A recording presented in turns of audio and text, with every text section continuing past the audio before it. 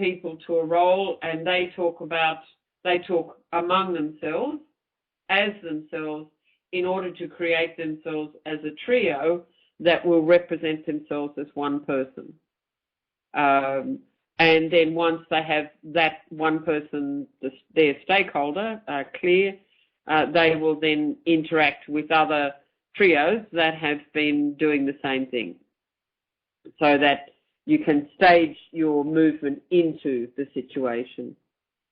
You can have a number of different ways of negotiation in this, so that the various stakeholders, having identified what their positions are with regard to the context, will then begin an email, or if they're using a webinar or a Second Life type platform, begin to enact the negotiation as if they were the stakeholders. And of course you can also use things like debates or collaborative activities. We have to do a multimedia presentation selling to a wider public a major change in the local environment. So I might be doing TV, Elyssebeth might be doing radio, somebody else might be doing newspaper and so on. We have to work out in the online environment how we're going to do that. Okay, just to get a feel, how many people, if you could just put a tick in the box, have used role play in their teaching or as a learner?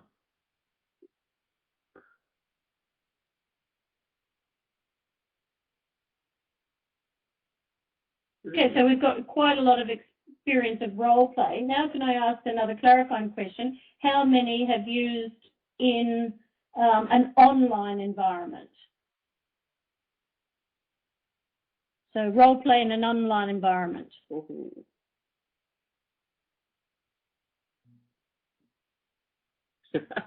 Okay. So it's Robin who has, and no one else. Now, this is going to hopefully reassure you.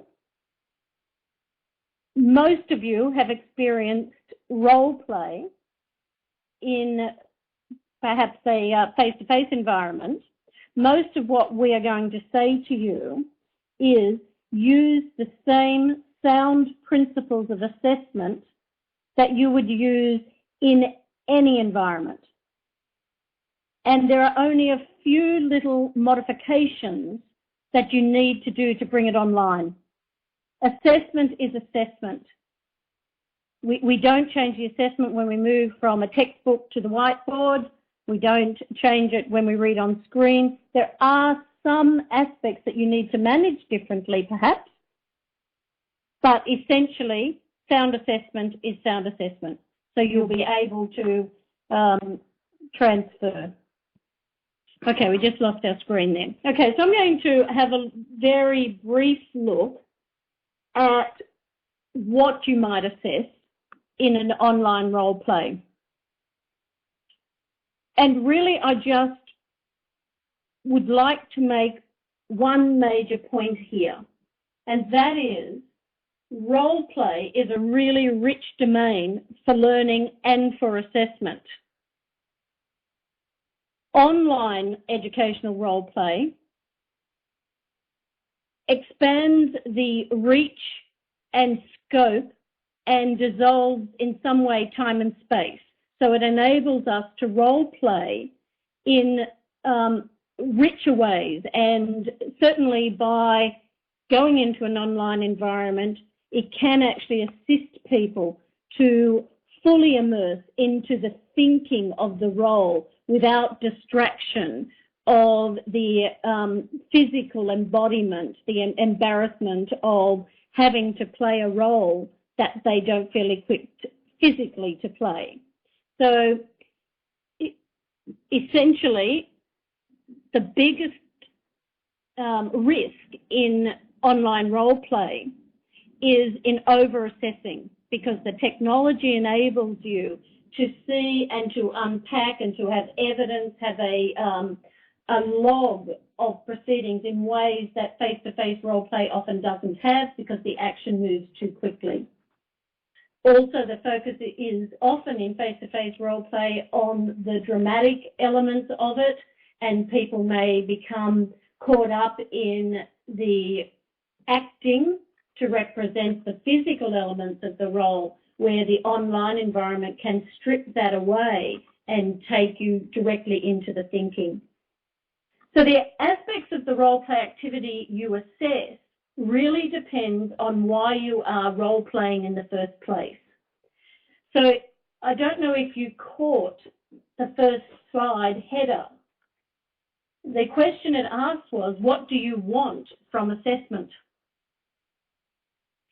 Now, the answer to that question is essential. What you assess depends very much on what you see as the purpose for the assessment, what you need to get out of the assessment, and what you construct the learning to be. So if we go back to what to assess, having fun here, the experiences and outcomes you are aiming to achieve should help you to set your learning priorities. The learning priorities then help you choose appropriate methods of assessment. Now, Elyssebeth just wants to make a point here from an experience that she's had. Okay. For me, part of the question that comes up when you're trying to assess the online role play is that I often have students asking if they can write an essay instead of getting engaged. So I challenge them to explain to me why they think an essay will help me assess their knowledge. And what it usually turns out is that that's what they're used to. So they're working on a kind of a hidden curriculum that they have picked up from elsewhere that says if I write a good essay, I'll get a good mark. And they're at times chronically unable to see that other forms of assessment are actually much more likely to tell me what they've learned than an essay. But this is, to me, this is one of the issues for students to understand around the whole assessment process, that I'm going to be assessing them for their understanding of what is happening, what's going on, how it relates to various things that are relevant to the role play, rather than simply to write a lot of information that they think is going to tell me that they know things. Okay, and thanks, Matthew, for your comment as a first-year student. Yeah, very interesting. That's the sort of thing we want coming through, thinking about what is being said from the perspective of the role you've chosen. Okay, coming back to this slide, what to assess. What we know is online role play has wide potential in terms of assessment, but what you actually choose to assess really depends on your purpose, and your purpose will filter. So in the diagram that we have on screen, you've got a lot of aspects of the role play environment and processes feeding into the top, but what actually comes down out of the bottom of the funnel depends on what you think is most appropriate to give you the judgments that you need to make about the students and their performance, and also the feedback that you need to give to the student to guide their future.